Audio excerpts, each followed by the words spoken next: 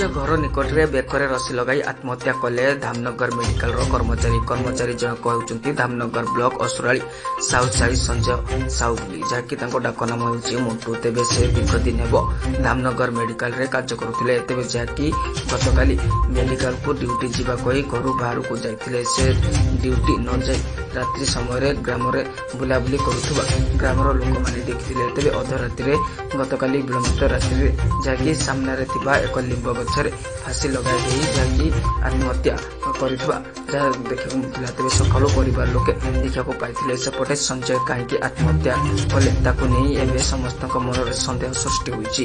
ସେପଟେ ଘଟଣାସ୍ଥଳରେ ଯାହାକି ପୁଲିସ ପହଞ୍ଚି ଶବକୁ ବ୍ୟବଚ୍ଛେଦ ପାଇଁ ଭଦ୍ରକ ମୁଖ୍ୟ ଚିକିତ୍ସାଳୟ ପଠାଇଥିବା ବେଳେ ଯାହାକି ପୁଲିସ ଘଟଣାର ଅଧିକ ତଦନ୍ତ ଆରମ୍ଭ କରୁଛି। ତେବେ ଏହା ସହ ଆଜି ନଅଟିକା ସମୟରେ ଥାନା ଅଧିକାରୀ